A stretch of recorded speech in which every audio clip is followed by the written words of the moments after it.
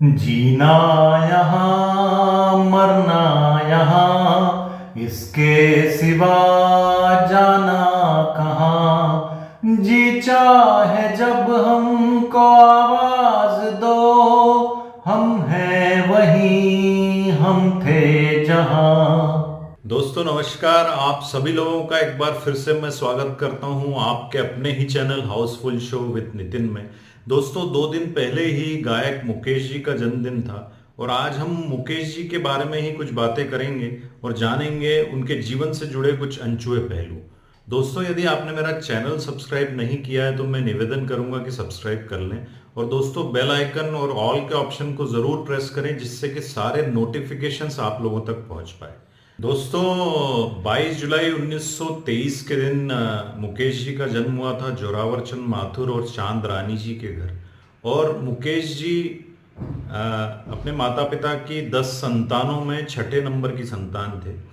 और शुरुआती दिनों में जब मुकेश जी छोटे थे तभी से संगीत के प्रति उनका रुझान था और तब उनकी बड़ी बहन सुंदर प्यारी जी को म्यूज़िक सिखाने एक म्यूज़िक टीचर आया करते थे और मुकेश जी दूसरे कमरे से वो सारा उनका जो अभ्यास होता था वो सुनते थे।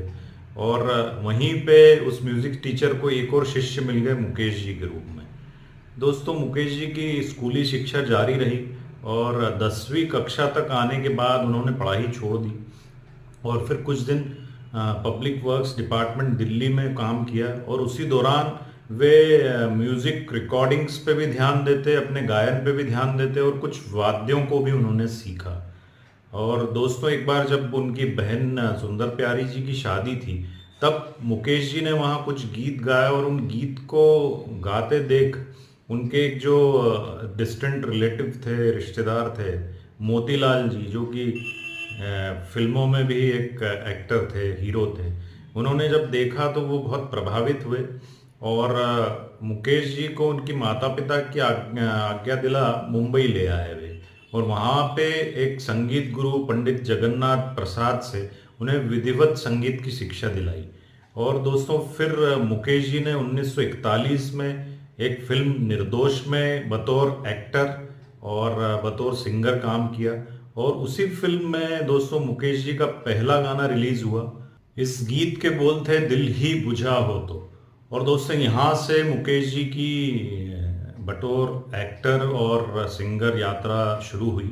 फिर उसके बाद यदि हम कहें कि मुकेश जी का एक सिंगर के रूप में पहला गीत उन्हें मिला 1945 की फिल्म पहली नज़र में, जो कि मोतीलाल जी ने उन्हें अनिल विश्वास जो इस फिल्म में संगीत दे रहे थे उनसे मिलवाया और बतौर उन सिंगर उनसे एक गीत गवाया जो पहला गीत था, दिल जलता है तो जलने दे। और ये गीत मुकेश जी ने उनके आदर्श रहे, उनके आइडल रहे के.एल. सहगल के अंदाज में गाया था और इसे सुनकर के.एल. सहगल साहब भी खुद बड़े आश्चर्यचकित रह गए थे। दोस्तों इस पर मैंने एक वीडियो भी बनाया है जिसकी लिंक मैं आपसे शेयर कर रहा हूँ, ये वीडियो ज़रूर देखें, बड़ा रोचक किस्सा है। और इस प्रकार से मुकेश जी की यात्रा प्रारंभ हो गई बतौर एक गायक के और ये काफिला चल पड़ा। मुकेश जी ने इसके बाद अनिल विश्वास और नौशाद साहब के साथ काम किया और मुकेश जी की गायकी में पूरी तरह से सहगल साहब का प्रभाव था, लेकिन फिर वो सहगल इफेक्ट से उन्हें बाहर निकाला नौशाद साहब ने।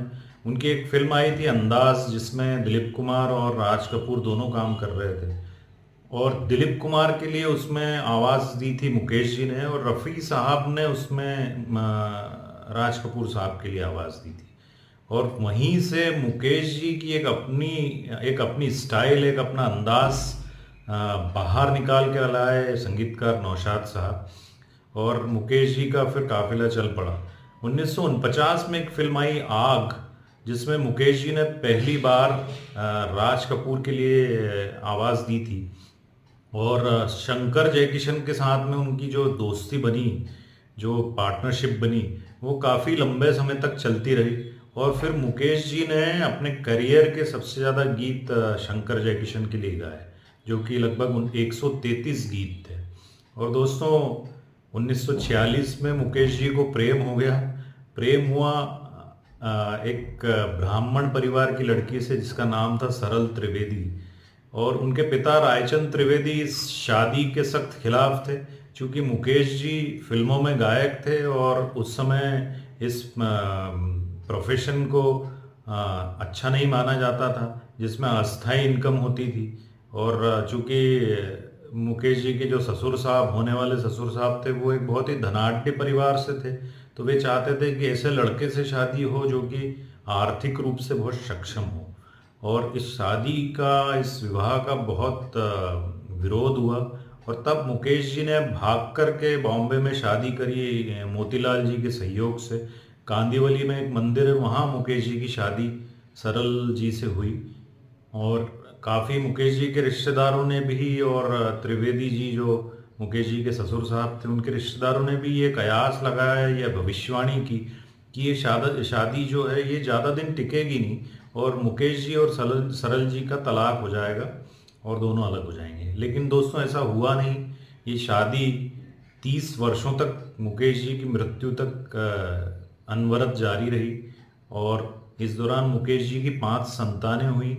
तो दोस्तों मुकेश जी की 5 संतानें थीं। सबसे बड़ी बेटी रीटा, दूसरे नंबर पे नितिन मुकेश जी, जो कि स्वयं भी एक बहुत अच्छे गायक रहे हैं फिल्म इंडस्ट्री में। तीसरे नंबर की बेटी नलिनी जी, जो कि जिनकी 1978 में ही मृत्यु हो गई। चौथे नंबर के बेटे मोहनीश, और 5वें नंबर की बहन उनकी नम्रता। और दोस्तों नितिन मुकेश जी के सुपुत्र हैं फिल्म इंडस्ट्री में, जो इन्होंने बतौर एक्टर काम किया है, नील नितिन मुकेश। दोस्तों 1946 में 22 जुलाई जो उनका जन्मदिन भी होता है मुकेश जी का, उस दिन उनका विवाह हुआ था। और उसके ठीक 30 वर्ष बाद, जब 30वीं वर्षगांठ उनके विवाह की आई, तब उन्होंने बड़े धूमधाम से ये विवाहिक वर्षगांठ मनाई। और उसके तुरंत बाद उन्हें यूएस जाना था एक कॉन्सर्ट के लिए। और दोस्तों विडंबना देखिए कि उस टूर में ही मुकेश जी की हृदयाघात से, हार्ट अटैक से मृत्यु हो गई। और उस समय उनके बड़े बेटे नितिन मुकेश जी साथ थे। और मुकेश जी एक कट्टर राम भक्त थे और रामायण का नित्य पाठ किया करते थे। और जिस दिन उनको हार्ट अटैक आया, तब उन्होंने अपने बेटे नितिन मुकेश से ये कहा कि मेरी रामायण भी साथ में ले चलो अस्पताल में। और उस एम्बुलेंस में जिसमें उनको ले जाया गया, वो रामायण उनके साथ थी। और दोस्तों इस प्रकार मुकेश जी की जीवन यात्रा खत्म हुई।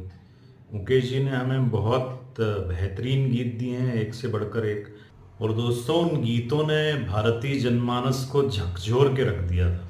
जो शैलेंद्र जी ने विशेषकर गीत लिखे हैं, जिन्हें मुकेश जी ने गाया है, उन्हें हम आजीवन याद रखेंगे, सदियों तक याद रखेंगे।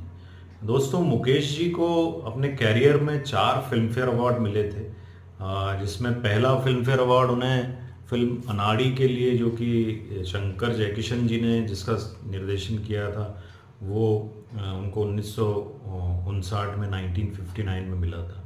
दूसरा फिल्म फेयर अवार्ड उन्हें 1970 में मिला फिल्म पहचान के लिए, जिसमें गीत था सबसे बड़ा नादान। तीसरा फिल्म फेयर उन्हें मिला था 1972 की फिल्म बेईमान के लिए।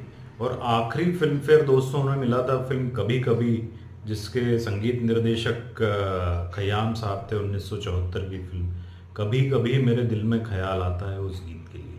इसके अलावा दोस्तों उन्हें 1976 में एक फिल्म आई थी रजनीगंधा, जिसका गीत था कई बार यूं ही देखा है, उसके लिए नेशनल अवार्ड भी मिला था। इस प्रकार से उनकी यात्रा रही। 1300 गीत मुकेश जी गाकर गए हैं, और ज़्यादातर गीत सुपरहिट हैं दोस्तों। उनमें सबसे ज़्यादा गीत लगभग 133 गीत उन्होंने शंकर जयकिशन के लिए गाए हैं, और उनके बाद 99 गीत उन्होंने कल्याण जी भाई, आनंद जी भाई के लिए गाए हैं। लेकिन दोस्तों जो भी गीत मुकेश जी ने गाए, उनमें भारतीय मिट्टी की सौंधी खुशबू आती है, और मुकेश जी की आवाज़ एक जो सामान्य भारतीय है उसका प्रतिनिधित्व करती थी। दोस्तों अपने आप में यूनिक आवाज़ थी मुकेश जी की, जिसे भुला पाना लगभग असंभव है। और भारतीय फिल्म संगीत का जो स्वर्ण काल था, उसमें एक प्रमुख सहभागी और योगदान देने वाले मुकेश जी भी रहे हैं। और मुकेश जी को मैं शत शत नमन करता हूँ। ऐसा फनकार सदियों में होता है दोस्तों। जितने अच्छे वे गायक थे उतने ही अच्छे इंसान भी थे। उनके परोपकारिता के बारे में भी कई किस्से मशहूर हैं कि बहुत ज़्यादा दान पुण्य में विश्वास रखते थे वो, और धार्मिक प्रकृति के थे, चूँकि रामायण का नित्य पाठ करते थे, राम के कट्टर भक्त थे। तो दोस्तों ऐसे थे मुकेश जी। और मुकेश जी की फैन फॉलोइंग भी बहुत बड़ी थी। ये मुकेश जी ऐसे पहले गायक थे जिन्हें अंतर्राष्ट्रीय स्तर पे भी बहुत ख्याति प्राप्त थी। और दोस्तों हमारे उस समय जो क्रिकेटर थे उनके बीच में भी खासे लोकप्रिय थे मुकेश जी। बीएस चंद्रशेखर तो उनके बहुत, जो हमारे स्पिनर थे, बहुत कट्टर उनके प्रशंसक थे। और कई बार बीएस चंद्रशेखर जब आउट ऑफ फॉर्म होते तब सुनील गावस्कर मुकेश जी का कोई गीत गुनगुना के उन्हें सुनाते और उनको एनर्जाइज करते, वापस से उनको इग्नाइट करते। तो ऐसा मुकेश जी का सफ़र रहा है दोस्तों इसी प्रकार के किस्से आगे भी मैं आप लोगों के लिए लेकर के आता रहूँगा। बने रहिए मेरे चैनल पे, और आपसे यही कहूँगा कि प्रसन्न रहें, स्वस्थ रहें, और सभी लोगों के लिए मेरी ईश्वर से यही कामना है दोस्तों। आप सभी लोगों को बहुत बहुत मेरा नमस्कार दोस्तों। कल खेल में हम हो न हो, गर्दिश में तारे रहेंगे सदा। भूलेंगे हम, भूलोगे तुम, पर हम तुम्हारे रहेंगे सदा। अपने यही दोनों जहां, इसके सिवा जाना कहाँ। जी चाहे जब हमको